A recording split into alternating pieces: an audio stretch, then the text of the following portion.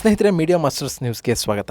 ಗೆಳೆಯರೆ, ಭಾರತದ ವಿರುದ್ಧ ವಿಷ ಕಾರ್ತಾ ಇದ್ದ ಪಹಲ್ಗಾಮ್ ದಾಳಿಯಲ್ಲಿ ಪಾಕಿಸ್ತಾನದ ಪರವಾಗಿ ಮಾತಾಡ್ತಾ ಇದ್ದ ಹಾಗೂ ಭಾರತದ ವಿರೋಧಿ ಸುದ್ದಿಗಳನ್ನು ಬಿತ್ತರಿಸ್ತಾ ಇದ್ದ ಒಟ್ಟು 16 ಪಾಕಿಸ್ತಾನದ ಯೂಟ್ಯೂಬ್ ಚಾನೆಲ್ಗಳನ್ನು ಭಾರತ ಸರ್ಕಾರ ನಿಷೇಧ ಮಾಡಿದೆ. ಮತ್ತೊಂದು ಕಡೆ ಪಹಲ್ಗಾಮ್ ದಾಳಿಯ ರೂವಾರಿ ಅಂತಲೇ ಕರೆಸ್ಕೊಳ್ತಾ ಇರುವ ಉಗ್ರ ಆದಿಲ್ ಬಗ್ಗೆ ಇನ್ನಷ್ಟು ಮಾಹಿತಿಗಳು ಲಭ್ಯ ಆಗ್ತಾ ಇವೆ. ಕಾಲೇಜಿನಲ್ಲಿ ಮಕ್ಕಳಿಗೆ ಪಾಠ ಹೇಳ್ಕೊಡ್ತಾ ಇದ್ದ ಉಪನ್ಯಾಸಕನೊಬ್ಬ ಹೇಗೆ ಭಯೋತ್ಪಾದಕನಾಗಿ ಬದಲಾದ ಅನ್ನೋದ್ರ ಬಗ್ಗೆ ಮಾಹಿತಿಗಳು ಲಭ್ಯ ಆಗಿವೆ. ಹಾಗಾದರೆ ಏನಿದು ಪಾಕ್ ಯೂಟ್ಯೂಬ್ ಕತೆ? ಪಾಠ ಮಾಡ್ತಿದ್ದ ಉಪನ್ಯಾಸಕ ಮೆಡಿಕಲ್ ಕಲಿಯೋದಕ್ಕೆ ಹೋಗಿ ಭಯೋತ್ಪಾದಕ ಆಗಿದ್ದು ಹೇಗೆ ಅನ್ನೋದ್ರ ಬಗ್ಗೆ ಒಂದಷ್ಟು ಮಾಹಿತಿಯನ್ನು ನಾವಿಲ್ಲಿ ನೋಡೋಣ. ಗೆಳೆಯರೆ, ಭಾರತದ ministry of information and broadcasting ಪಾಕಿಸ್ತಾನದ ಒಟ್ಟು 16 ಯೂಟ್ಯೂಬ್ ಚಾನೆಲ್ಗಳ ಮೇಲೆ ನಿರ್ಬಂಧವನ್ನು ವಿಧಿಸಿದೆ. Dawn news, Samaa TV, ARY news, BOL news, Geo news ಹಾಗೂ GNNಗಳನ್ನು ನಿಷೇಧ ಮಾಡಿ ಆದೇಶವನ್ನು ಹೊರಡಿಸಲಾಗಿದೆ. ಈ ಚಾನೆಲ್ಗಳಲ್ಲಿ ಕೋಮು ಸಂಘರ್ಷವನ್ನ ತಂದೊಡ್ಡುವಂತಹ, ಸಮಾಜದ ದಾರಿ ತಪ್ಪಿಸುವ, ಭಾರತದ ವಿರುದ್ಧ ಸುಳ್ಳು ಸುದ್ದಿಗಳನ್ನು ಬಿತ್ತರಿಸುವ, ಭಾರತೀಯ ಸೇನೆ ಹಾಗೂ ಇನ್ನಿತರೆ ಏಜೆನ್ಸಿಗಳ ವಿರುದ್ಧ ಸತ್ಯಕ್ಕೆ ದೂರವಾದ ಮಾಹಿತಿಯನ್ನ ಈ ಚಾನೆಲ್ಗಳಲ್ಲಿ ಕೊಡಲಾಗ್ತಿತ್ತು ಅಂತ ಹೇಳಲಾಗ್ತಾ ಇದೆ. ಹೀಗಾಗಿ ಸೋಮವಾರ ಪಾಕಿಸ್ತಾನದ ಒಟ್ಟು 16 ಚಾನೆಲ್ಗಳನ್ನು ನಿಷೇಧ ಮಾಡಲಾಗಿದೆ. ಇನ್ನು ಪಹಲ್ಗಾಮ್ ಬಗ್ಗೆ BBC ಮಾಡ್ತಾ ಇರುವಂತಹ ವರದಿಗಳ ಬಗ್ಗೆ ಕೂಡ ಭಾರತ ಸರ್ಕಾರ ಕಣ್ಣಿಟ್ಟಿದೆ.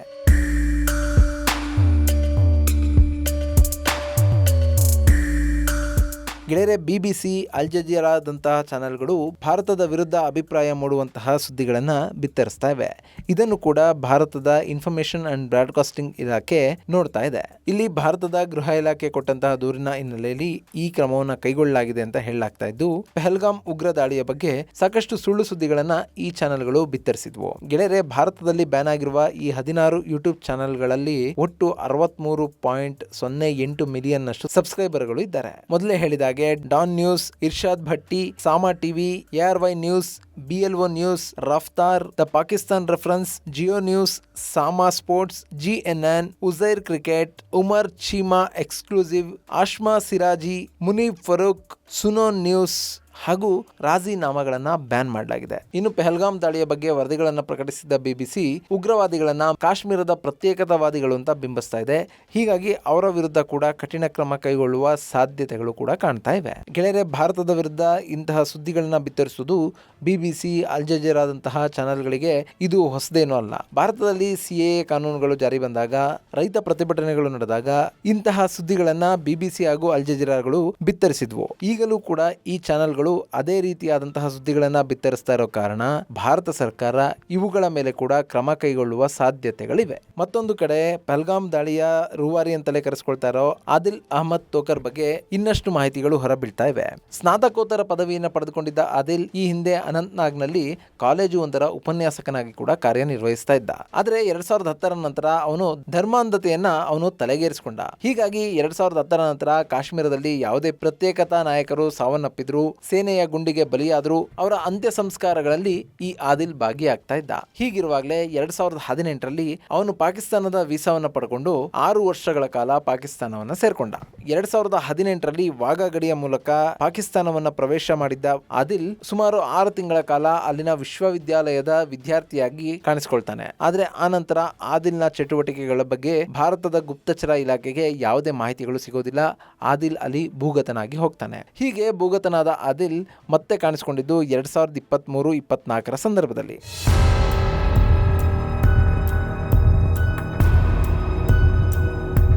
ಹೋಗಬೇಕಾದ್ರೆ ರಾಜಾರೋಷವಾಗಿ ಹೋಗಿದ್ದ ಆದಿಲ್ ಭಾರತಕ್ಕೆ ಮರಳಿ ಬಂದಂತ ಸಂದರ್ಭದಲ್ಲಿ ಅವನು ವಾಘಾ ಗಡಿಯ ಮೂಲಕ ಭಾರತಕ್ಕೆ ಬಂದಿರಲಿಲ್ಲ.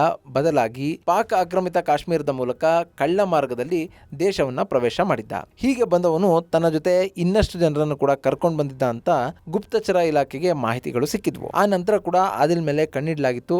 ಆದ್ರೆ ಅವನು ಭಾರತಕ್ಕೆ ಬಂದ ನಂತರ ಕೂಡ ಇಲ್ಲಿ ಸುಮಾರು 5-6 ತಿಂಗಳುಗಳ ಕಾಲ ತಲೆಮರೆಸಿಕೊಂಡಿದ್ದ ಅನ್ನುವ ಮಾಹಿತಿ ಲಭ್ಯ ಆಗ್ತಾ ಇದೆ. ಹೀಗೆ ತಲೆಮರೆಸಿಕೊಂಡ ಆದಿಲ್ ಮತ್ತೆ ಪ್ರತ್ಯಕ್ಷನಾಗಿದ್ದು 2025ರ ಏಪ್ರಿಲ್ 22ನೇ ತಾರೀಕಿನಂದು ಪಹಲ್ಗಾಮ್ನಲ್ಲಿ ನಡೆದ ದಾಳಿಯಂದು ಆದಿಲ್ ತನ್ನ ಸಹಚರರ ಜೊತೆ ಪ್ರವಾಸಿಗಳಿದ್ದ ಸ್ಥಳದಲ್ಲಿ ಕಾಣಿಸಿಕೊಂಡ.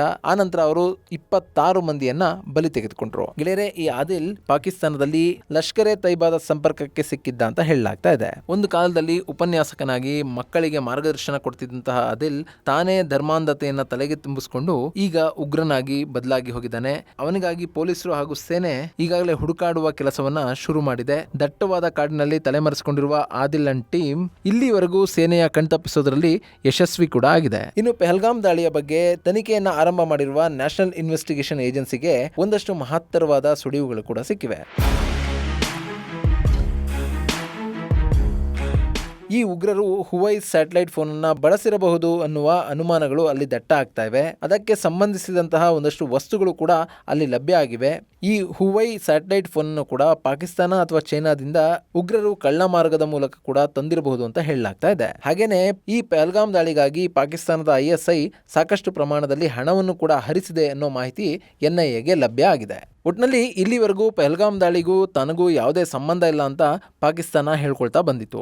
ಆದರೆ ಈಗ NIAಗೆ ಸಿಕ್ಕಿರುವ ಒಂದಷ್ಟು ವಸ್ತುಗಳು ಹಾಗೂ ಹುವೈ ಸ್ಯಾಟಲೈಟ್ ಫೋನ್ ಈ ದಾಳಿಯ ಹಿಂದೆ ಪಾಕಿಸ್ತಾನ ಹಾಗೂ ISIನ ಕೈವಾಡ ಇರಬಹುದು ಅನ್ನುವ ಅನುಮಾನಗಳಿಗೆ ಪುಷ್ಟಿಯನ್ನ ಕೊಡ್ತಾ ಇದೆ. ಇದು ಗೆಳೆಯರೆ, ಭಾರತದಲ್ಲಿ ಬ್ಯಾನ್ ಆಗಿರುವ ಪಾಕಿಸ್ತಾನದ 16 ಯೂಟ್ಯೂಬ್ ಚಾನೆಲ್ಗಳು ಹಾಗೂ ಉಗ್ರ ಆದಿಲ್ನ ಬಗ್ಗೆ ಒಂದಷ್ಟು ಮಾಹಿತಿ. ಮುಂದಿನ ವಿಡಿಯೋದಲ್ಲಿ ಮತ್ತೊಂದು ವಿಶೇಷವನ್ನ ನಿಮ್ಮ ಮುಂದಿಡ್ತೀನಿ. ಅಲ್ಲಿವರೆಗೂ ನಮಸ್ಕಾರ.